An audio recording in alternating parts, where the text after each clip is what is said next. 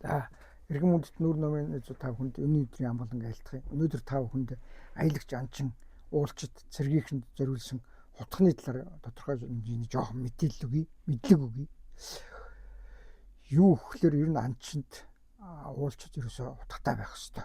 Гэхдээ ямар утга авч явах вэ гэж хүмүүс их асуудаг. Тэр нь өөртөө таарсан, таалагдсан өөрийн гар болон биеийн дэвтэйхэн утга авч явал хамгийн зохистой гэж надад санагдсан шүү. Жишээ нь би бол ерөөсөө ийм таамтай хэлбэрийн утга авч явах дуртай байдаг. Тэгээ утганы ир их сайн байх хэрэгтэй. Төмрөөсөө илүү хүний гарт яаж дэвтэйхэн байх вэ? Ямар хэлбэртэй байх вэ гэдэг нь хамгийн зохистой санагддаг шүү. Жишээ нь энэ утга гэхэд бол ерөөсөө маш сайн ирээ авдаг хурц. Зүгээр ирээ алдах чадвар нь арай бага. Бус утгыг бодвол дорхны ирээ алдчихдаг юм утгууд төмрүүд байдаг шүү дээ.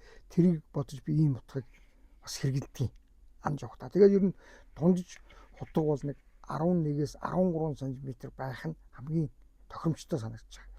Би өөрөө ягаад тэгэхээр өөрөө намхан хүн болохоор гарт эвтэйхэн барьдаг, барьцтай халтардаггүй утгыг авч явахыг, түлхүү авч явахыг их эрмэлздэг хүн байна.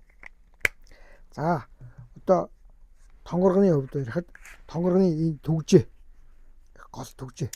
гол нь төгжээнд байдаг. Төгжээ ямар нэгэн чинь авирах хадгаас эсвэл магцуул хөлдөө дэсгэм хүүтэнд гар хайрхааргүй хөлдөө маханд зороод ахад нэг гар уршаа орчхооргүй ийм тэглүүр хамгаалт сайтай ийм утга нь хамгийн тохиромжтой. Тэглүүртэй утга уршаагаа гүйдгүү гарт эвтэй байдгаар онцлог байдаг юм аа. За жишээ нь энэ баг хэлбэрийн энэ утга бол хамгийн амчтын хамгийн тохиромжтой утга гэж үздэг. Гэхдээ зөвхөн миний хувьд энийг илүү энэ утгыг барихаас илүү энэ Колдстейлийн энэ хэлбэрийн утгыг илүү авч явахыг боддгийг. Энэ маань уршаа тэгтээс гадна энэ гол нь бариул нь эрзэн болохоор халтрахгүй тостой гараар халтрахгүй норцсон гараар энэ утга заваарахгүйгээр давуу талтай байдаг. Тэгээ юунд ч ирэлж болдгоор даваа. Өнөөдөр жишээ нь одоо үнтэй билүү гол 3 завч явж бол тэр болгон чадахгүй шүү дээ. Тийм болохоор айлуулах. Аягны ёроолч гэсэн ингээд ирэлждэг байх хэмжээтэй л байвал их зүгээр төхөмтэй санагддаг шүү надад бол. За ийм зүгээр ангийн хэлбэрийн ийм утгнууд бол надад хамгийн зүгээр санагдаж байгаа. Бүр их хурц. Ярдгар биш. Ийм хавирах хадгаас эсвэл мах зорох, мах хөшгөлөх үйлдэл хийхэд төхөмтэй байдаг болохоор энэ хэлбэрийн утганд бол их дуртай. За тонгоргоны хувьд бол ерөөсөө хамгийн эвтэйхэн тонгор бол энэ цэргийн ихний хэрэгэлдэг энэ тактикийн чичдүр маягийн утга сүлүүд их авч явдаг болсон байна залуучууд. Карбон штэ тулаан хийх болон бус үйлдэлд бас хамгийн эвтэйхэн байдаг гэж энийг үздэг. За ийм утгыг бас авч явж байна. Энэ утгыг бол би тайлбарлахгүй энэ Малайзийн каримбит гэдэг утга. Зодооны утга, тулааны утга.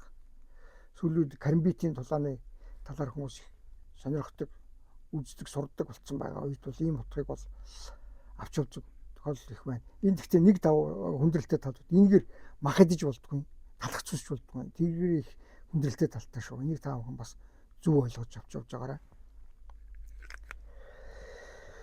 За энэ манайхны хэлдэг энэ заазуур байна.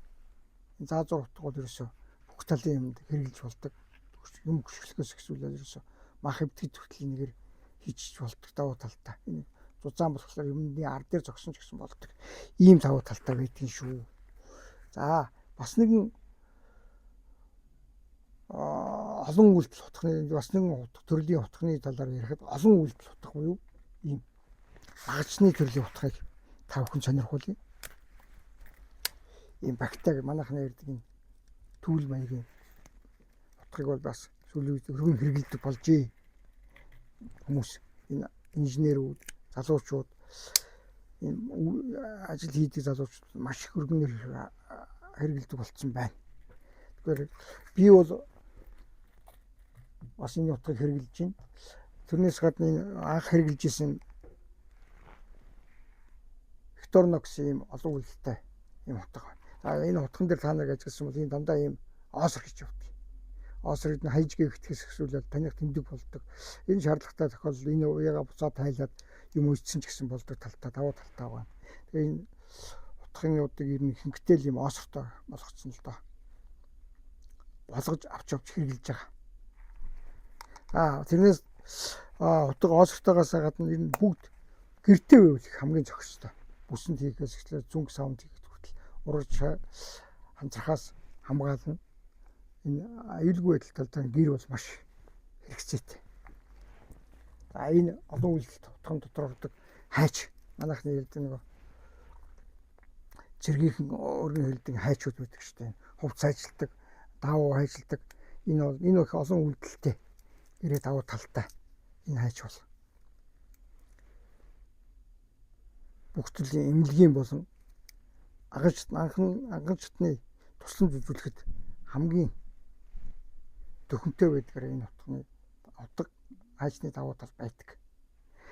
Тийм болохоор та бүхэн зүгээр миний олон жилийн туршлагаас хэлэхэд өөр гар твтэй барьж явахад амар төхөмтөө тийм утгыг хэрэглэвэл та нарт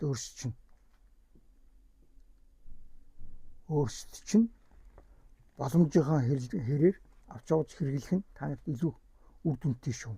Түүнээс тэгж өндөр үнэтэй гангаар тэгж авч явъя ингэж хэрэглэе гэдэг бол нэг тийм таатай биш санагддаг юм аа. Бол тэрийг та бүхэн анхаараарай. Жишээ нь одоо миний энэ хэрэглэдэг энэ утга байна. Би өөрөө бол хэрэг шууд гэд нэр өгчөөд байгаа.